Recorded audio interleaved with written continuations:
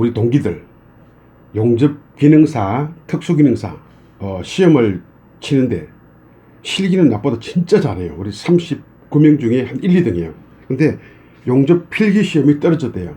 그래서 내가 1박 2일로 몰아붙여서 그 친구들한테 이렇게 핸드폰으로 강의해서 바로 실시간 쏘기로 했습니다. 지금부터 저도 1박 2일 동안에 치맥도 하고 막걸리도 마시고 커피 마시면서 저도 1박 2일 지금부터 몰아 강의를 해보겠습니다. 필기시험은 60문제가 나오니까 그 60문제 60문항 후보들만 가지고 제가 집중 강의를 해보도록 하겠습니다. 자, 문제 1번. 접합의 종류. 접합은 크게 기계적 접합이 있고 야금적 접합이 있다. 기계적 접합은 볼트, 너트, 나사 이런 거 조립으로 하는구나. 야금적 접합이 용접이다. 야금이 뭔지 헷갈리지 않아요? 문제를 이해를 해야 됩니다. 시험에 나오든 안 나오든 철저히 이해하는 버릇이 있어야 다음에 외우지 않고 잘 소화가 되고 넘어갑니다. 그래서 찾아보니까 한문으로 야금, 이게 옛날에 말하면 풀무간, 대장간, 용광로 이런 거래요. 나는 야금 용접하는 건가? 이랬더니 한문 이런 거 우리 잘 모르잖아요. 좀 설명 좀 해주면 안 돼? 그리고 용접하는 기본 사람이 야금도 모르면 안 되죠. 옛날에는 이러더라. 이 정도는 알아야죠. 자, 진짜 문제 나오는 거는 이겁니다. 용접이란 금속 사이 원자 인력을 10의 마이너스 8성 cm 이용하여 접합한다. 이것을 1옴스트롱이라고 한다. 이 옴스트롱이라는 사람이 발명해서 이렇게 다녔습니다. 자, 되게 중요한 겁니다. 이거를 거창하게 설명하려고 하면 10분 이상 걸립니다. 그래서 저는 아주 쉽게 남녀공학적으로 해설하겠습니다. 금속도 18세가 되니 연애하고 접합하네. 18세가 되면 연애하고 녹고 붓고 한다는 거죠. 땡. 문제 풀어보겠습니다. 문제 1. 다음 중 접합 성질이 다른 것은 볼트, 리벳, 나사 다 기계적 용접이죠. 조립한다고 했죠. 용접 접합은 그냥 붙인다고 했죠. 풀무감, 야금. 네. 답은 4번. 2. 다음 중 기계적 접합이 아닌 것은 비슷하죠. 용접 접합. 문제 이렇게 나옵니다. 문제 유형을 아시라고. 3번. 용접 결합을 위하여 원자들은 몇 cm 접근하나 금속들도 인간처럼 18세가 되니 붙더라. 10의 마이너스 8성. 이것만 기억하세요. 문제 2. 용접의 장단점. 여기서 다 문제 나옵니다. 용접 장단점 이렇게 생각하세요. 무조건 다 좋다. 이러면 끝나는데 시험 내야 되니까 꼭 어렵게 냅니다. 이상한 말을 하나 넣어요. 뭐냐? 이종 재료 간의 접합이 가능하다. 이종 재료가 다른 것끼리 붙이기 가능하다는 거죠. 네? 이렇게 알아두면 됩니다. 단점은 조금 기억해야 됩니다. 단점은 일단 뭐죠? 가장 이렇게 휩니다. 용접하면 이렇게 휩니다. 재료 변형이 생기는 거죠. 그 정도는 알겠죠? 재료 변형이 왜 생기느냐? 이 불을 갖다 대니까 내부에서 스트레스 받아서 응력이 생기는 거예요. 그거 응력이라고 해요. 생기는 거예요. 그러다 보니까 안에 이게 문제가 있나 없나 검사하기가 힘들다. 이거 세 개 다 연결되어 있습니다. 따로 내부 응력이 있기 때문에 재료 변형이 있다. 품질 검사가 없다. 이렇게 자꾸 외우기 시작하면 안 됩니다. 불을 떼다 보니까 재료가 휘어지네. 근데 안을 들여다보기 힘드네. 내부 응력이 있네. 연결을 다 시켜야 됩니다. 장단점 이런 게 쉬운데 문제를 막 꼬아내요. 꼬아내기 때문에 이해를 잘해야 됩니다. 외우는 것보다. 자, 풀어보겠습니다. 출제 1. 용접법과 기계적 접합에서 용접의 장점이 아닌 것은 이염 효율이 낮다. 아니죠. 용접은 갖다 붙이면 끝나니까 제일 좋죠. 볼트, 너트는 붙이면은 우리 배 타고 가는데 배에다가 볼트, 너트로 조립했다고 하면은 무게도 딥다 무거운 데다가 겁이 나서 타겠습니까? 용접은 빵 떼어버리면 끝나고 기밀성 얼마나 좋습니까? 네, 이염 효율이 최고입니다. 용접의 단점이 아닌 것은 이종 재료를 접합할 수 없다. 딴 재료끼리 막 붙이잖아요. 용접은 닥치는 대로 붙이잖아요. 아니죠. 용접 이음의 장점이 아닌 것은 용접 재료 내부에 잔류 응력이 존재한다. 네, 그렇죠. 그죠? 불 붙이다 보니까 내부적으로 이렇게 엉어리가 있다. 3번. 용접의 종류. 자, 용접의 종류는 요 앞에 모재란 말이 나옵니다. 모재. 요 참고로 모재는 한문 그대로 보면 음만 모재 이거잖아요. 그죠? 메인 모재, 베직 모재, 기초 모재 이런 겁니다. 이런 거 사소한 건데 이런 걸 제가 계속 설명드릴 겁니다. 건성으로 사용하는데 근본적인 거는 아셔야 돼요. 용접 문제도 중요하지만은 기본적인 거 모르면 정말 무시당합니다. 네. 용접은 세 종류. 용접, 압접, 납땜 세 가지가 있네. 좀 구분하자면 세부적으로 용접은 융합 이러죠. 융합 서로 서로 합친데 완전히 합치기 위해서는 서로 녹는 거예요. 서로 녹아서 서로 양쪽에 녹여버리죠. 녹여서 붙인다. 압점은 압력으로 뭐냐 가열시켜 압력으로 붙여버리는 거. 나중에 전기저항 용접 이런 거 배울 겁니다. 어쨌든 압점으로 압력으로 붙이는 게 있네. 이 정도. 다음에 납땜은 뭡니까? 녹이지 않고 이거 지들끼리 녹는데 녹이지 않고 이렇게 납땜으로 붙이는 거죠. 이렇게 납땜으로 그죠. 납땜은 두 종류 있습니다. 450도 기준으로 더 온도를 낮게 하는 것은 연납땜, 더 세게 하는 것은 경납땜. 문제 1. 납땜에서 글자가 틀리네요. 제가 일일이 다 쳤습니다. 고생했습니다. 납땜에서 연납땜과 경납땜의 기준은 450도.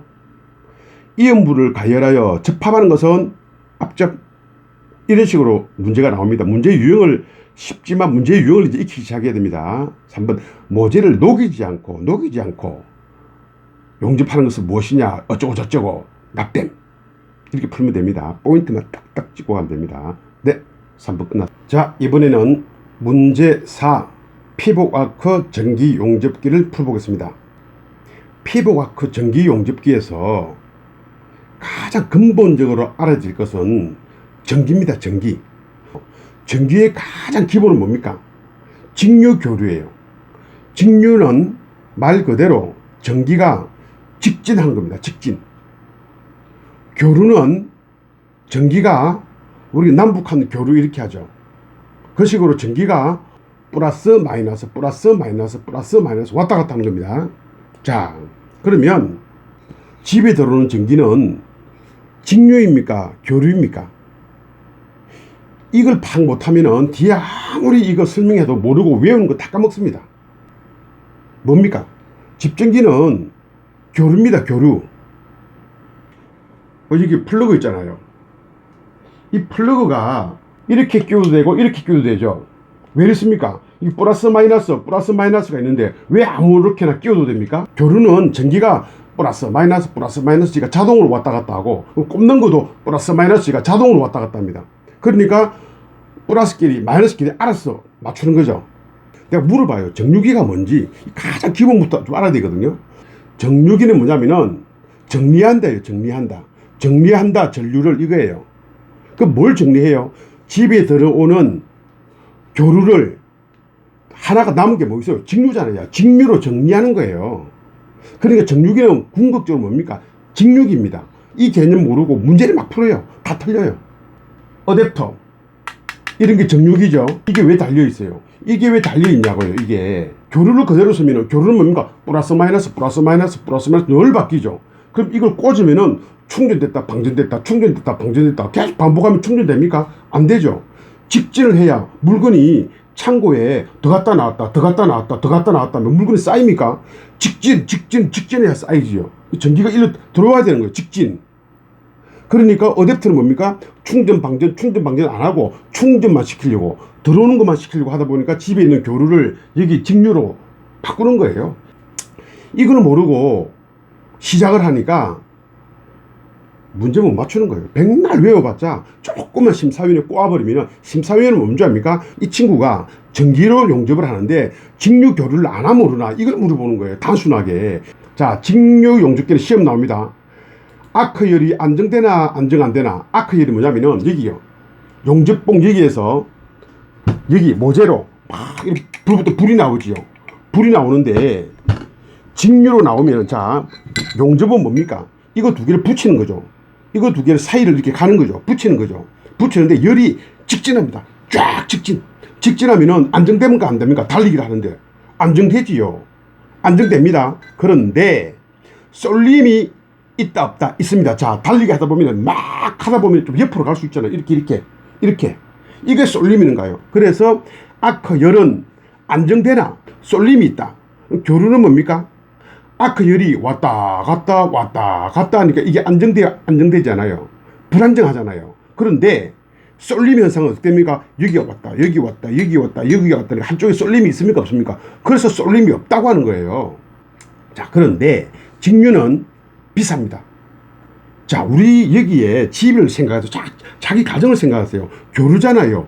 왜 교류를 많이 씁니까? 싸고 관리하기 좋으니까 교류를 쓴다. 가정에서. 그 반대로 뭐야? 직류는 비싸다. 관리하기 어렵다. 끝났죠?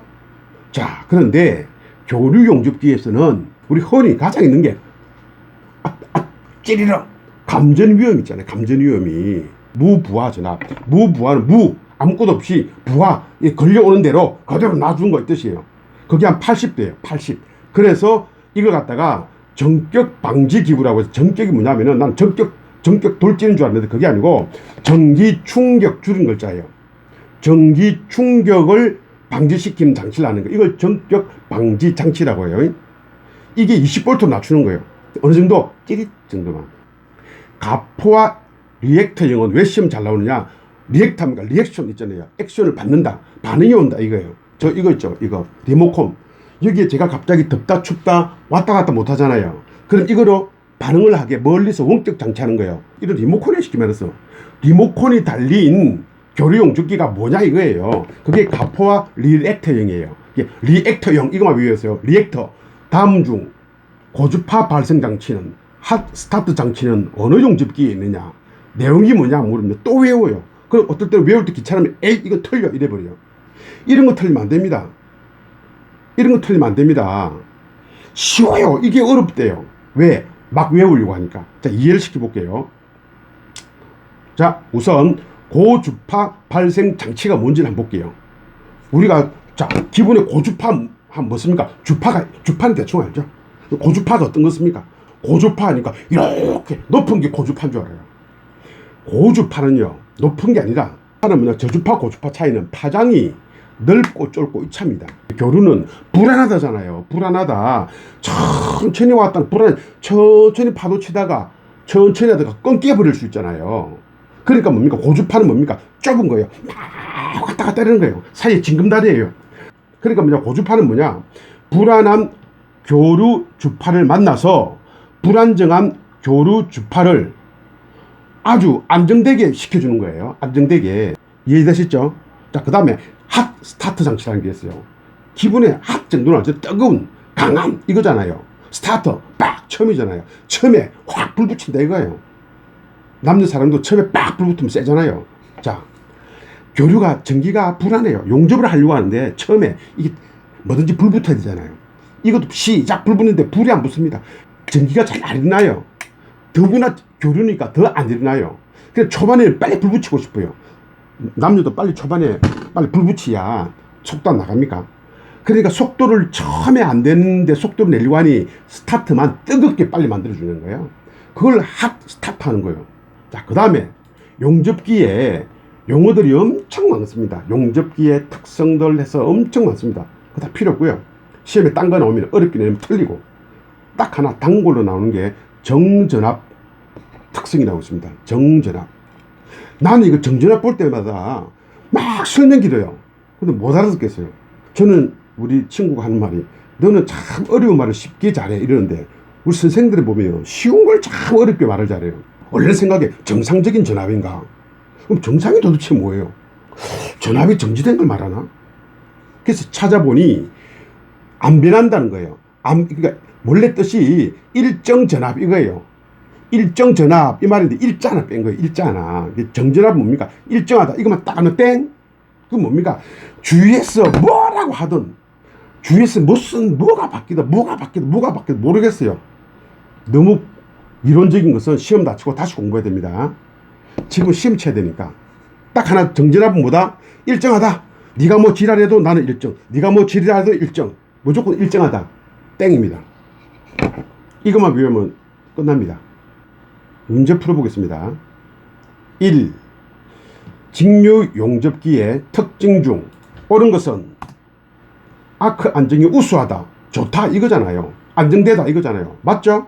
직진. 2번 교류 용접기 설명으로 맞는 것은 교류 뭡니까? 다 좋은데 감전된다 했잖아요. 3. 교류 용접기에서 감전 위험 장치를 보호하는 것은 했잖아요. 전격 뭡니까? 전기 충격을 방지하는 장치. 교류 용접기의 무부하 전압은 몇 볼트인가? 7, 80, 80 하나만 외워보세요. 골치 아파요. 교류 아크 용접기가 아닌 것은 꼭 요걸 내요. 정유기형.